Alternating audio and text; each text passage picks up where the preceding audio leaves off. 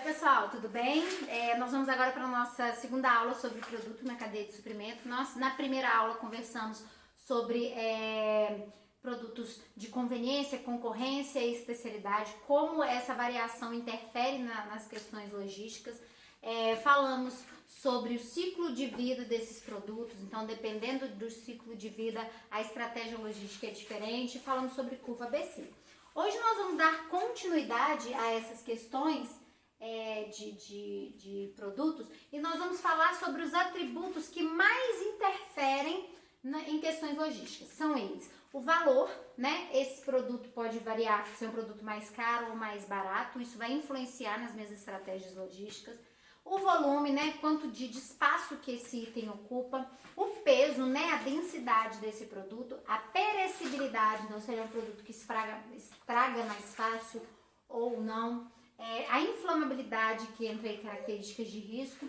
E a substituibilidade, que é aquela situação de se eu chegar para comprar e esse produto não tiver, eu espero chegar à marca que eu quero, eu compro do concorrente, enfim, o quanto que o consumidor está disposto a substituir a sua marca por outro produto. Bom, essas características, deixa eu pegar meu passador aqui. Essas características, elas vão interferir em todas as atividades logísticas, né? Elas vão interferir em fatores relacionados ao transporte, à armazenagem, ao manuseio desses materiais, né? Ao nível de estoque, outras situações. Não põe na boca, filha. E outras situações de estoque também, né? Não só o nível. Então, a gente vai ver hoje como que essas características vão interferir diretamente nessas situações. Bom, a gente agrupa esses atributos de formas diferentes. A gente chega em cinco categorias combinadas. Opa, 5 não, desculpa. 4 categorias combinadas. São elas: o quociente peso-volume, também chamado de densidade. O quociente valor-peso, que a gente chama de valor específico. O quociente, a questão de substituibilidade e as características de risco. Então aqui a gente agrupou peso e volume, aqui a gente agrupou valor e peso, aqui é somente substituibilidade e características de risco ali, que a gente fala em periculosidade, que a gente fala de inflamabilidade, né, de perecibilidade, enfim. Bom, vamos falar sobre esse primeiro item aqui, que é o quociente peso-volume. Quociente peso-volume é o seguinte, deixa eu passar aqui. A gente vai dividir o peso pelo volume do item. Olha só, não é uma conta que as empresas vão fazer para chegar a esse número, tá? É só para vocês entenderem essa relação. Vamos supor que a gente pegue o peso de uma garrafa de vinho, ou de qualquer outra bebida, dividido pelo volume que ela ocupa. Então, o volume, por exemplo, 750 ml, né? Isso é o quanto que esse item ocupa. E qual que é o peso? Sei lá, 1 quilo, que pesa essa garrafa de 800 gramas, que pesa essa garrafa de vinho. Enfim, então eu vou dividir o peso dela, que são uns 800 gramas, por 750 ml. Isso dá um pouco mais do que 1. Então, quando a gente encontra esses valores mais próximos de 1 ou acima de 1, a gente está falando de produtos com quociente alto. O que isso significa? Que esse tipo de produto, ele gera para a empresa uma boa utilização dos equipamentos de transporte e ocupa pouco lugar para armazenagem, porque são itens que não são muito volumosos, eles são itens que conseguem ser armazenados de forma de ocupar menos espaço. E os equipamentos de transporte também eu consigo otimizar, eu consigo levar mais cargas por caber mais produtos no equipamento de transporte. Já os produtos pouco densos, quando eu divido aí o peso pelo volume e dá um valor baixo, tem uma situação dessa. Eu trouxe alguns exemplos para vocês. Vamos supor aqui o galão de água. O galão de água vazio, né? A gente tem a empresa que fabrica o galão de água e ela vende esses galões de água para as empresas de água, né? Que comercializam o produto água. Então, esse galão de água, ele é um produto de alguma empresa, o galão vazio. Imagina aí, o peso, quanto que pesa? Poucos gramas, não é? Um galão desse pesa sei lá, 200 gramas, 100, 200 gramas. E o volume disso são 20 litros. Então, quando eu divido o peso pelo volume, eu vou achar um valor muito baixo. Se eu divido 200, 200 gramas, 0,2 por esse volume, que é de 20 litros, eu vou achar um número muito baixo. Então, quando eu acho esses valores 0, poucos, entendeu? Quando eu acho um valor mais baixo, a gente está falando de quocientes peso, volume baixo. Esses produtos de densidade baixa, eles têm a situação inversa dos produtos anteriores. Por quê? Eles ocupam muito espaço, tanto para questões relativas ao estoque, né, armazenagem e movimentação de materiais, quanto a questão de utilização dos equipamentos de transporte também. Um caminhão não consegue levar um volume muito grande, né, uma quantidade muito grande de galões de água, né, assim como os outros exemplos que eu trouxe aí na apostila para vocês. Então, nós temos vamos lá. Não tem necessidade, vocês não vão ter que ficar fazendo esse tipo de conta para a prova, não. É só para vocês entenderem por que a gente fala quociente baixo, quociente alto, por que a gente fala de produtos pouco densos ou muito densos. Quanto maior ele for, quanto mais volumoso e mais leve ele for, a gente está falando de produtos pouco densos. Quanto mais compacto e pesado ele for, a gente está falando de produtos muito densos, ok? Então não precisa ficar fazendo conta, não vai ter que fazer conta na prova. Então aqui nós temos o gráfico, acompanha aí se estiver ruim para ver aqui, mas acompanha aí na apostila de vocês. Então nós temos no eixo X a relação peso-volume aumentando para a direita e temos no eixo Y os custos logísticos de uma forma geral relativa a esse tipo de produto.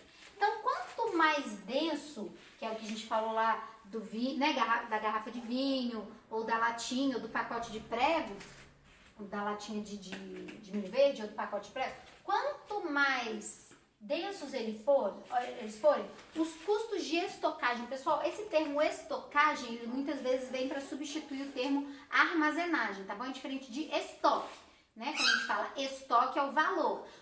Custos de estocagem é um termo que muitas vezes é utilizado para substituir a armazenagem, que é o espaço lá, ok? Então, esses custos de estocagem inclui o valor, tá bom? Inclui o valor do item, que é o estoque em si, inclui a armazenagem, a movimentação e tudo mais.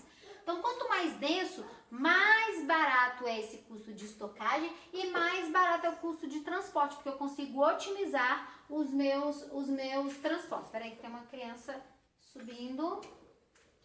Não, enfim. Então, o meu custo total logístico, que aqui está se referindo a custo de transporte, mais de estocagem, que inclui o valor de estoque, né, e tudo mais, é mais baixo quanto mais densos os produtos forem. Produtos volumosos e leves, como é o caso do galão daquele... esqueci como é que fala. Espaguete, né, de água. Então, quanto mais leves e volumosos eles forem, mais altos serão os custos de estocagem e de transporte, beleza? Então, nós falamos do quociente peso-volume. Agora, vamos falar do quociente valor-peso. Esse quociente valor-peso é realmente a divisão do valor pelo peso, mas mais uma vez, vocês não vão ter que ficar dividindo, fazendo conta na hora de prova, nada disso. O quociente valor-peso é obtido dessa divisão, né? Nossa Senhora, vamos lá. Bom, eu trouxe alguns exemplos aqui. Vamos supor um saco de carvão, ok? A gente divide o valor pelo peso. Um saco de carvão, vamos supor que tá hoje, vamos jogar para mais, R$10, ok? 5 quilos de carvão a R$10, vamos supor, ok? Então a gente divide 10 por 5, ok? A gente achou um 2. É um quociente baixo quando eu estou falando de valor-peso, certo? Esse tipo de produto que eu encontro um número baixo, a gente diz produtos de baixo valor específico. Os custos de estocagem desses produtos vão ser baixos. Já os custos de transporte vão ser altos. Por quê? Vocês já viram um caminhão aí de carvão passando, até tombando? Por que isso é tão... Por que eles carregam tanto assim, às vezes além do que pode? Porque é muito caro o transporte, porque são produtos muito baratos que ocupam muito espaço. Então, esse tipo de transporte desse tipo de produto é muito caro. mas ao mesmo tempo a estocagem deles é um pouco mais barata, porque esse tipo de produto, tanto o valor dele é mais baixo, então a estocagem inclui tanto o valor de estoque quanto a questão de armazenagem e tudo mais, certo? Já o quociente valor-peso alto, eu trouxe alguns exemplos para vocês aqui, por exemplo, uma joia. Quanto que pesa, sei lá, um anel de brilhantes? Um anel aí, você, nossa, não tem nem noção. 10 gramas, 5 gramas, 10 gramas, sei lá. Pouco. E qual que é o valor efetivamente desse anel? Sei lá, jogando baixo, 5, 10 mil reais, um anel de ouro brilhante, enfim. Então, quando você divide o valor 10 mil por essa gramagem, né? Gramatura? Ai, gramatura, né? Gramagem não, dessa gramatura. Então, a gente vai dividir esse valor pelo peso, a gente vai achar um quociente muito alto. Sei lá, 5 mil dividido por uma gramatura de 0,02, então a gente vai achar um número muito alto. O que que isso significa? Que a gente está falando de um produto de alto valor específico. Esses produtos a gente encontra um quociente alto. Olha só, a comparação de valor-peso é próximo de 1, 2, 3 é baixo. Muito alto vai ser 100, 1000, enfim, valores mais altos assim, ok? Aqui a gente falou de dois extremos, um saco de carvão tá bem aqui perto e a joia tá aqui na outra extremidade, mas a gente tem produto meio termo, ok? Esse quociente valor-peso funciona da seguinte forma: quanto mais caro, quanto mais alto for esse quociente valor-peso, maior os custos de estocagem, porque o estoque é muito caro, né? Porque eu preciso de ter seguro, eu preciso de ter o seguro do estoque, eu preciso de ter segurança do local, né? Que são produtos muito visados e tudo mais. Então, quanto mais alto, maior o custo de estocagem. Por outro lado, o custo de transporte diminui. Por quê? Isso não acontece, mas eu posso andar no meu carro com uma maleta contendo milhões em joias, ok? E esse é um transporte barato. Normalmente não acontece assim, mas por mais que tenha, muitas vezes que ande em carro forte e tudo mais, ainda assim é mais barato do que transportar carvão, que é um produto muito barato, muito, né? Ocupa muito espaço em um caminhão. Então, de toda forma, sai muito mais em conta quando a gente dilui isso pela mercadoria que está sendo transportada. Então, a curva de transporte mais estocagem do quociente valor-peso, ela faz essa curva aqui, tá bom? Detalhe, a empresa não escolhe, eu vou então trabalhar com o produto que vai estar aqui ou aqui. Não, na verdade o seu produto ou ele vai estar aqui, se eu trabalho com joias vai ser para cá, se eu trabalho com carvão vai ser aqui. Então eu vou ter que criar boas estratégias para transporte, já a estocagem é um pouco mais tranquilo, beleza? Bom, substituibilidade. Substituibilidade diz respeito ao consumidor trocar a sua marca por outra. Então eu posso até ter uma marca favorita de arroz, por exemplo, eu gosto de arroz prato fino ou de arroz repé, mas se não tiver eu vou comprar facilmente um outro produto que está ali na prateleira, medicamentos e tal, a mesma coisa. Gosto mais de um laboratório, mas se não tiver eu compro de outro que está lá disponível. Isso são produtos com alta substituibilidade. Já tem produtos que o consumidor quer aquela marca específica e não está muito disposto a mudar.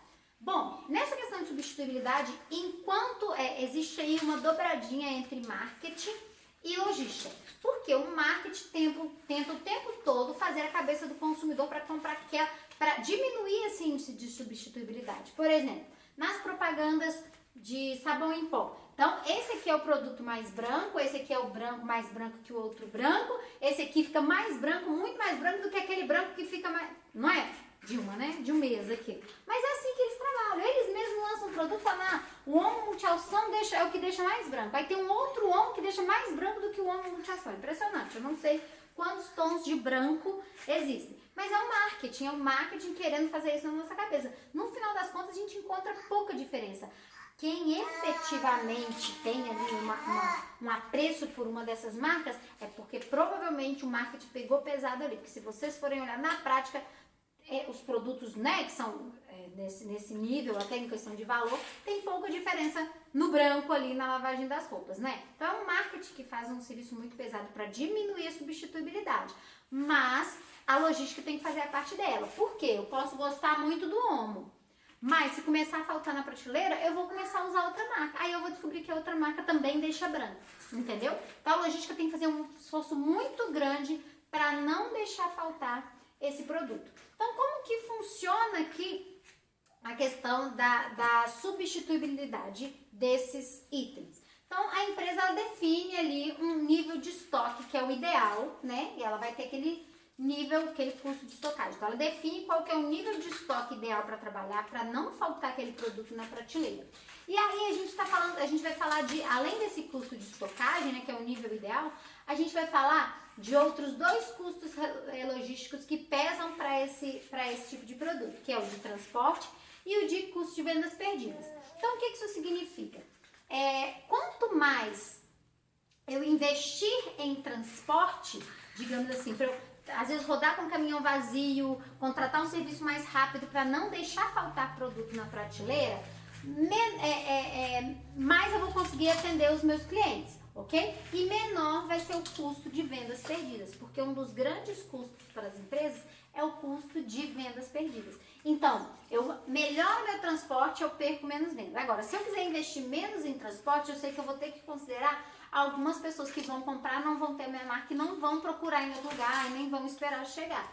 Elas vão efetivamente deixar de comprar da minha marca. Então, é custo de venda perdida. Então, aqui está falando com relação ao nível de serviço de transporte. Quanto mais eu aumento o nível de serviço do meu transporte, menos eu perco vendas ali. Ok? Tranquilo? Então, esse é o formato da curva de custos logísticos para fator substituibilidade. Então, agora nós vamos falar do último fator, que são as características de risco. Então, características de risco, o que são? Valor, produtos muito caros, por exemplo, uma bolsa lá da Gucci é um produto de alto valor e pode ser muito visado para roubo, né, tudo mais, ser um valor caro, joias e tudo mais. Perecibilidade também é uma característica de risco. Eu posso não ser roubado, mas eu posso perder a minha mercadoria se eu demorar demais com esse transporte, se não tiver um transporte adequado para armazenar aquele produto, como carnes, como vegetais e tudo mais. A inflamabilidade é também uma característica de risco, né? Como exemplo claro disso é o combustível. Que foi, meu amor? E facilidade de roubo. Tem cargas que são muito visadas para roubo, porque são muito facilmente vendidas em mercados paralelos, como é o caso de cigarro. Oi, mamãe tá dando aula?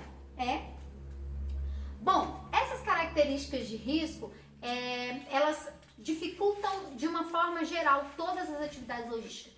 Dificultam a armazenagem, dificultam o manuseio desses produtos, dificultam o transporte. Então, a curva de custos logísticos com relação a características de risco, ela é sempre crescente. O que isso significa? Quanto mais alto o risco, seja ele qual for, de inflamabilidade, de valor, de facilidade de roubo, de perecibilidade, quanto mais aumenta esse risco, mais caro vai ser a estocagem, mais caro vai ser o transporte. Então, aumentou o risco, aumenta ali todos os custos logísticos relacionados àquele produto.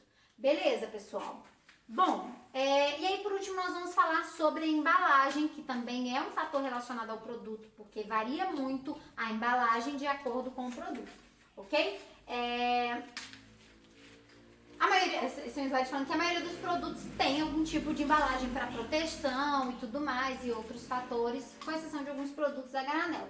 Então, existem várias razões para a empresa investir em embalagem. Primeiro, facilitar o manuseio. Então, por exemplo, aqui eu trouxe lá uma caixa, uma embalagem secundária para proteção do leite. Então, a gente tem a caixinha do leite direto e a gente tem uma outra caixa onde a gente transporta para facilitar, pegar ali, transportar, não ficar solto, enfim. É uma embalagem que foi criada para facilitar esse manuseio, com uma alcinha aqui, enfim. Para promover a melhor utilização do equipamento de transporte, gente, isso acontece muito. Eu trouxe um exemplo engraçado aqui, que lá no Japão, eles estão anos-luz à frente mesmo, olha só. Lá no Japão, eles tinham muita dificuldade para transportar melancia, né? Porque é redonda, é difícil de transportar. Então eles começaram a produzir, logo que ela começava a crescer, colocava em uma caixa. E aí elas começaram a crescer quadradas, né? O formato delas é quadrado e aí fica fácil tanto de colocar no equipamento de transporte, quanto de armazenar. Então, eles começaram a criar esse formato de melancia para poder otimizar os equipamentos de transporte e também de armazenagem, né? Outra questão para investir, proteger o produto. Um exemplo claro é a embalagem de ovos. A gente dificilmente vê ovos vendidos de forma a granel, porque são embalagens ali efetivamente para proteger contra impacto e tudo mais. Também posso investir aí em parceria com marketing para promover a venda do produto. O leite moça, o leite condensado moça, ele estava perdendo muitas vendas para outras marcas que foram chegando. E eles simplesmente fizeram essa curvinha, essa cinturinha na lata de leite moça. E a curva que estava descendo teve um grande aumento aí. Só por causa dessa mudança na embalagem que aconteceu. Hoje em dia já é outra embalagem, mas aqui é um exemplo bem sucedido de que uma mudança na embalagem aumentou as vendas.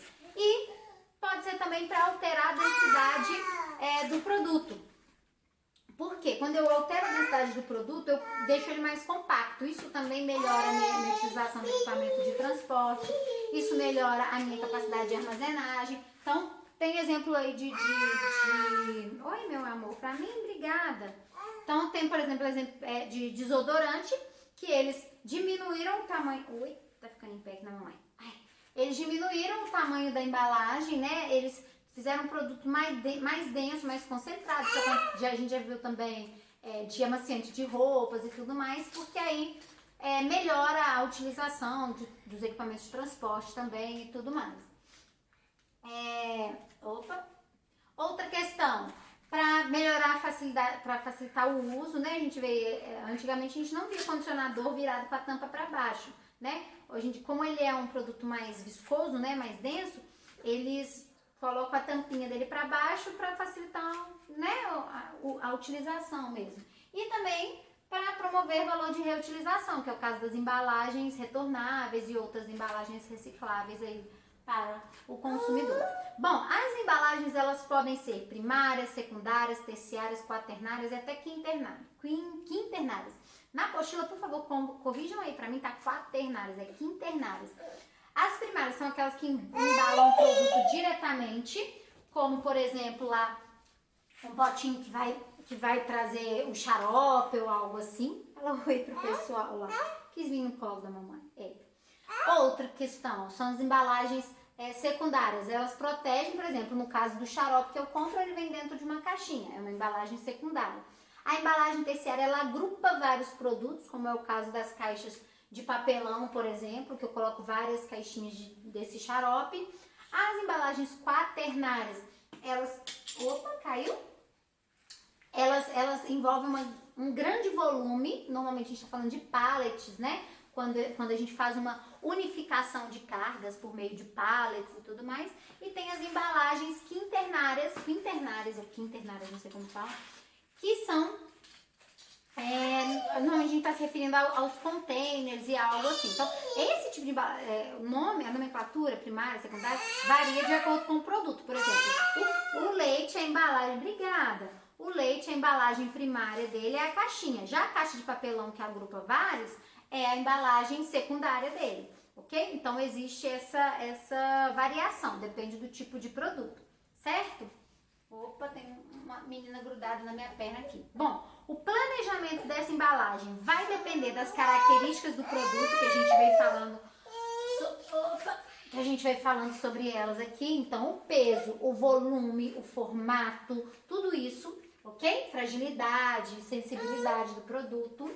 Então, primeiro, eu preciso conhecer bem o produto, as características dele para eu poder definir qual que é o tipo de embalagem ideal. Então, eu primeiro conheço o produto.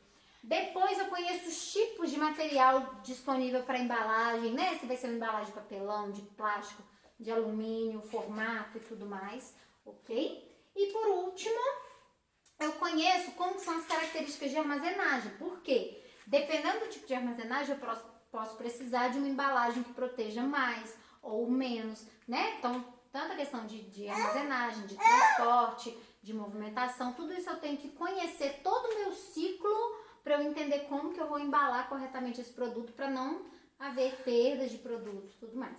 Beleza, pessoal? Essa foi a nossa aula de hoje, tá bom? A nossa aula sobre a continuação do produto na cadeia de suprimentos, ok? Muito obrigada, fiquem com Deus, tchau, tchau! Tchau, pessoal!